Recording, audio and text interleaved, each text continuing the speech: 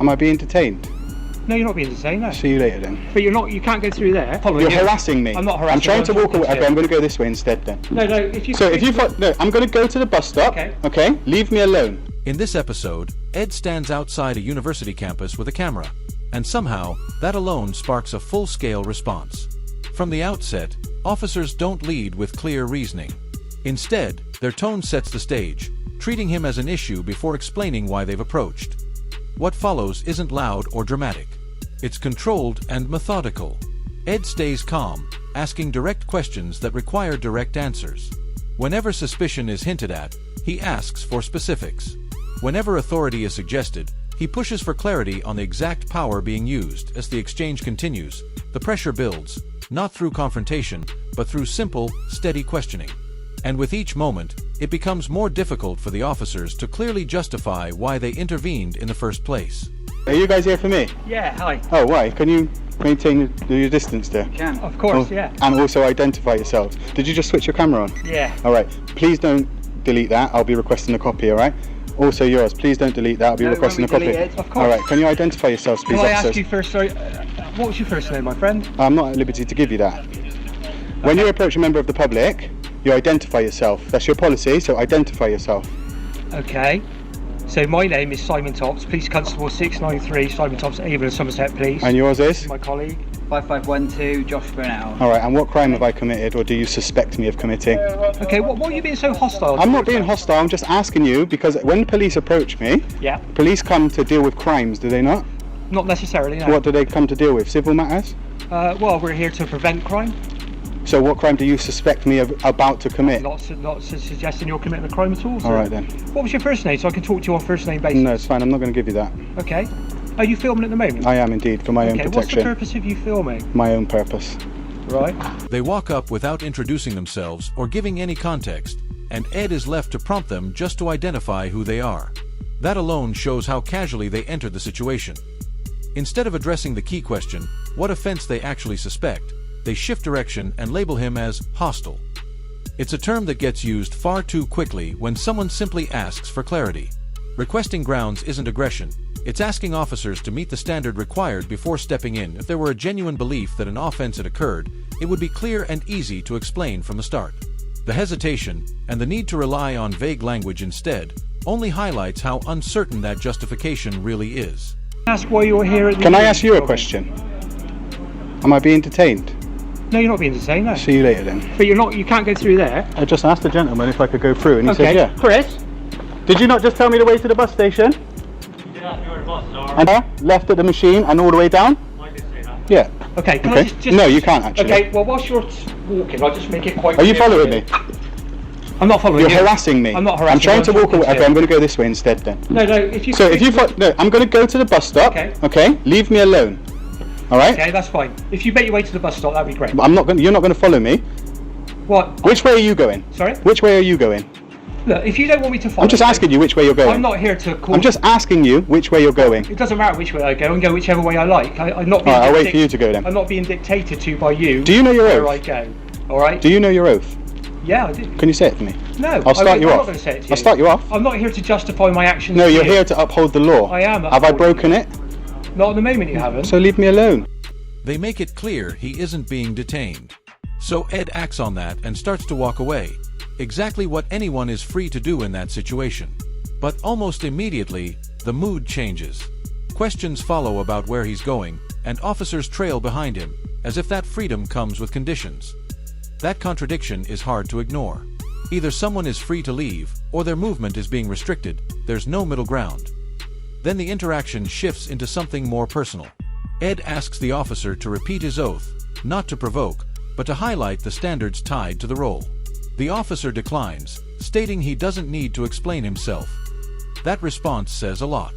Accountability isn't optional, and explanations aren't a favor. They're part of the responsibility that comes with authority. This isn't consensual. That's fine. Policing by consent. Leave me alone. Okay, off you go then. No, I will Have a go. nice day. I will go when I'm ready. Okay, that's Okay. fine. Cool. Have a nice day. I will. I'm actually having a lovely day. Okay. If you could make your way to the bus station, though, Why? that would be great. Why? Okay, that's fine. I'm not here. So why do you keep telling me what to do? I'm not telling you what to You do. are. You just said make your way to the bus station. You Like said what you're right? making your way- Can I just ask you, what right do you have to tell me what to do when I haven't broken the law. Okay. You haven't got a right to tell me what to do when I haven't broken the law. So stop trying to bully me. I'm not trying to. Yes, you are. You're trying to tell me what to do. I'm trying to find out why you're walking around a university Because with a camera. I'll tell you why. Because I'm allowed to. Okay. Photography is not a Some crime. of this university is private premises. No, it's not. It Bro. is. Do you know? Okay, Are you familiar with Section 33 of the Criminal Justice Act 1972? No, I'm not. No, No, you're not not. But you should be. Okay. Because it's the law. Okay. Which says at the material time of operating, the public are allowed access, whether upon payment or not. To where? Anywhere that is open. This is a public space. These lines were painted by the council. The interaction takes on a quieter kind of pressure. Directions are given as if authority alone makes them valid. When that doesn't hold, the explanation shifts again. Now it's described as private property, repeated with confidence but without clear backing. Ed doesn't rise to the tone or get pulled into emotion. He stays precise. Instead of arguing, he turns to structure and asks a direct question, whether the officer is familiar with Section 33 of the Criminal Justice Act 1972, which deals with access rights in areas open to the public. The officer admits he isn't aware of it. That moment is important. Setting limits without understanding the law behind them turns enforcement into assumption rather than informed action. Ed then points to something concrete, the council road markings. These are clear indicators of a public highway, features that don't typically exist on land that's truly restricted. It's a simple but effective way of grounding the situation in observable facts. School. I think you're mistaken. No, Part of this I'm not. university is private property. Can I just ask you There another is something? public access. If I was to part say of the to you, university. if I was to say to you, I'm not going anywhere, what could you do? Sorry? If I was to say to you, I'm not going to leave now, what could you do? Well, I don't intend to do anything. You at the couldn't. moment. You couldn't do anything because I haven't broken the law.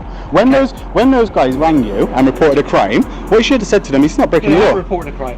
What did they do? Reported a suspicious person filming at a suspicion- university campus. Is photography a crime? You're recording. You're Well, I recording. don't know. You guys, How let me do just I know you, that you're not filming for terrorist do you know? purposes? You see that on your uniform? Yeah. That thin blue line thing. How That is do an utter disgrace. How do I know? You disgrace the country with that. How do I know that you're not filming for terrorist purposes? Sir, we go for on. example? Sir, we go on what we do know, what we do, not what we don't. Well, not necessarily. No, That's again so- where you're wrong. Isn't Okay, It? so what reasonable suspicion do you have that I'm a terrorist, Well, sir? you're filming a university campus. So you're with a trying to get me camera. on Section 43. No, I'm not. So why'd you mention it then? Well, because I'm just explaining that you seem to think that I can only act when a crime's been reported. No. You're more than willing to come up to me and ask me. Yeah. If you can articulate reasonable suspicion that I may be a terrorist. Well, you're walking around a university campus with a camera.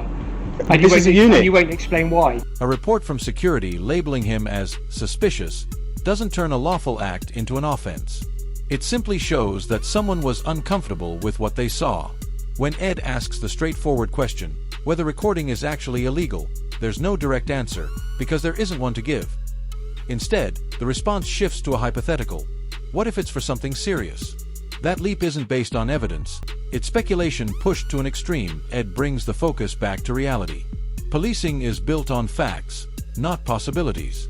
It relies on clear, observable behavior, not imagined scenarios. If the only action in front of them is someone holding a camera in a publicly accessible space, then no specific offense has been identified.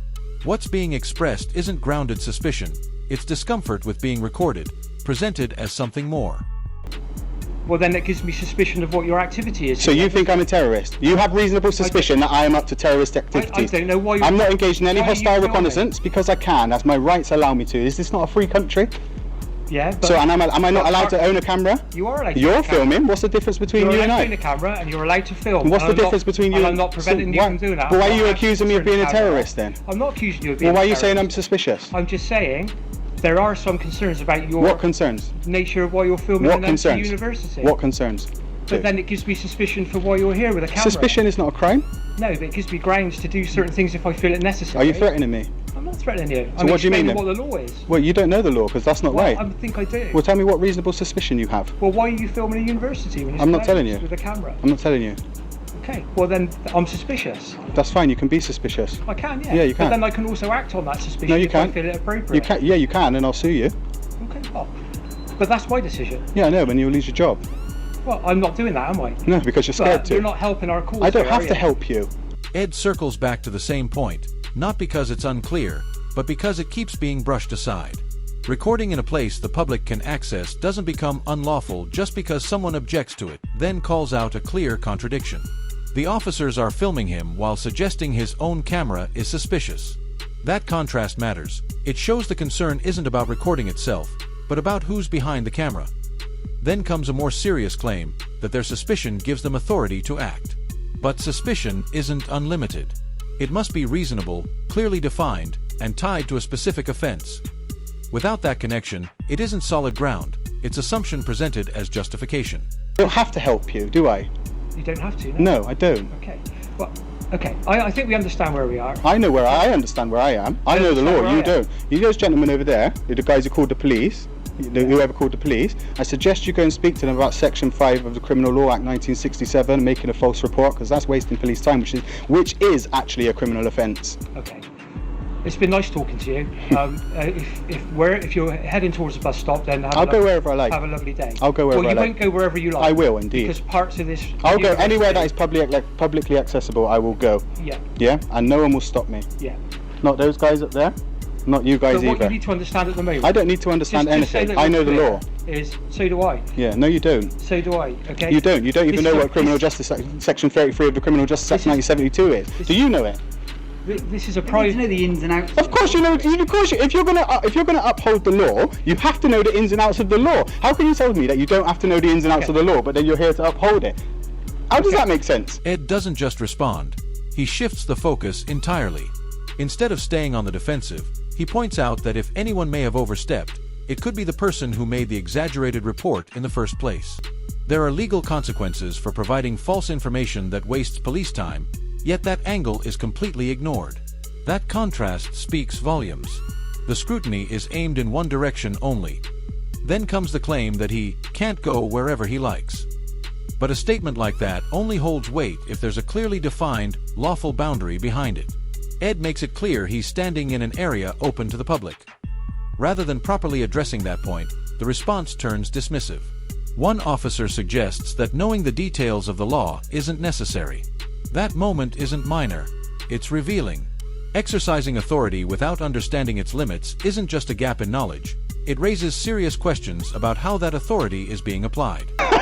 You were even in Somerset Constabulary, innit? Okay. Absolute joke. It's been a pleasure talking to you. I haven't enjoyed myself, actually. You've ruined my day. So go away now, please. Parts of the university are private premises. There are public access routes. I won't go anywhere that is private. I haven't been anywhere that's private, and I will not go anywhere that's private. As you could probably understand from the way I speak, I know exactly what I'm doing, sir. I know the laws that surround what I'm doing. I don't appreciate you accusing me of being a terrorist. Well, what's your number I've again? not accused you of being a terrorist. I've explained. 693. You threatened No, me. I You haven't. said, "Oh, now I've got reason." I've not threatened mate, you listen, at all. the camera doesn't lie. I've not threatened you. The at camera all. doesn't You lie. can play your camera back. I will. I'll be playing not to your threatened you at all. superior. I'm just explaining that if you're filming an empty university that's actually closed at the moment, the university is actually closed. All right, to the students. It's I'm not a closed, student. It's closed to staff. I'm not staff. So why are you here? I'm a member of the public, and I'm in a publicly accessible area. Right. That's why I'm Okay. here. Well, that's fine. If you want to film I know it's fine. in open public spaces. Yeah, and I'm allowed. That's fine, but Yeah. you won't be filming inside buildings. I don't want to film inside okay? a building. And if you trespass in private property, It's a civil matter. Are you telling me that you're going to do something for a civil matter? I will do. Okay. Oh, so okay, cool. The officer then shifts to a hypothetical, suggesting that if Ed were to go inside and start recording, action would be taken. But that situation hasn't happened. It's a future scenario being used to justify pressure in the present. In its simplest form, trespass is a civil matter between a property owner and an individual. It doesn't automatically involve police unless certain conditions are clearly met. Bringing it up here, before anything has actually occurred, stretches the situation beyond what's real, isn't inside any building, hasn't tried to bypass security, and isn't ignoring any clearly defined lawful instruction. The scenario being described simply doesn't apply. Using what-if situations to support authority in the moment doesn't strengthen the position. It highlights the lack of a clear and immediate justification. I have a Security complaint. asks you to leave a private They premises haven't, and you but I refuse, haven't been on private property. and you refuse But I haven't to, been on private property. then I'll have Sir, to consider listen. my powers under the breach of the peace. Oh, so now you're threatening me for a crime that listen, what part of my behaviour is threatening or abusive? Well, nothing at the moment. Okay, so don't threaten me with something that I'm not hasn't threatening happened you. or that isn't going to I happen. also You know are. the That's law, no. Listen, you're okay? just threatening me with breach of the peace when a breach of the peace isn't going to happen Well, because one I'm of not my acting in. fundamental roles is to prevent a breach of the peace. Yeah, but there's going to be no breach of the peace because I'm not acting in a That's threatening right. or abusive So behaviour. All I'm saying is don't go into private I could, premises, listen, don't film in the how many buildings. times do you want to say that? Okay, otherwise... How many times do you want to say that, considering the fact that I said... And then I'll have to support them to prevent a breach of the peace, is all I'm saying. That's fine, you And could that's do... me knowing my law. That's fine, you could do that, but Yeah, I promise you that if the course of action that you've just stated happens, I'll sue you. Well, that's fine. You're entitled to sue And I'm me. going to make a complaint. 3 complaints in this 8 minutes 46 seconds and 3 complaints about you. You're smart for keeping your mouth shut. Yeah, that's fine. All right. You can complain. See you later then, guys. Go. Okay. Be gone. Then, almost out of nowhere, breach of the peace is introduced, as if the phrase alone gives the situation weight. But that power isn't there to patch up a weak argument. It's meant for moments where there's a real and immediate risk of harm. Ed cuts straight to the key point with a simple question. What have I done that's threatening or abusive? The answer comes back, none at the moment. That response settles it. You can't raise concerns about a breach of the peace while also admitting there's no threatening behavior. If there's no aggression, no escalation, no signs of tension building, then the basis for that claim just isn't there to tee that stage. It stops being about prevention and starts looking like a label applied without the conditions to support it. There's no need to be rude. I'm not being rude. Okay. Plus, is rudeness a crime? Is it a free country? If I would like to be rude, I'm well within my rights to be rude. Okay? So go away, please, and leave me alone. You're harassing me. Okay, that's fine. Thanks All for right? that. Go away now. Told me I can't record in there, so now I'm going to have to walk round. You inform these guys that photography is not a crime as well, yeah? You educate these guys on the law. No, you're here. You're a public servant. You're here to uphold the law. Yep. These guys have broken the law by filing a false report. They have. Okay? Yes, they have. Okay. Yes, they have. They reported a crime when there wasn't a crime being committed. They made a false report. It is a breach of Section 5 of the Criminal Law Act 1967, and you are failing in your job right now, Okay. officer, Well, constable. Thanks very much. It's been very nice talking to you. If you can maintain yourself on the public places, I'll go wherever okay. I like. Thank you. You know what my position is. I'll in go relation wherever. to Yeah, you made threats. You made a threat of I've not made a arrest. threat. You did. You made an illegal threat of arrest. Bullies, guys. What stands out in the closing moments isn't confrontation, it's quiet avoidance. After all the suspicion, repeated questioning, and loosely suggested powers, the officers shift their attention away from Ed and back toward security. Yet there's no visible effort to examine the original report. The person who sparked the response isn't questioned on camera. No clarification, no correction, just silence. And that silence speaks volumes. If the foundation had been solid, there would be no need to step away from it so quietly. There's also a subtle change in momentum. At the beginning, the officers set the pace. They approach, they question, they frame Ed as a potential issue. But as the exchange unfolds, that control starts to fade. No detention takes place. No search is carried out. No clear offense is ever identified, and no lawful boundary is properly established. What remains isn't resolution, it's frustration. Not driven by any real threat, but by a situation that never managed to justify itself. Oh, when Ed walks away, it isn't retreat. It's a decision to disengage from a conversation that's going in circles without clear grounding. If you found this breakdown useful, consider liking the video, sharing it, and subscribing to support more content like this. I'm the Audit Assessor. This was episode 14. See you next time.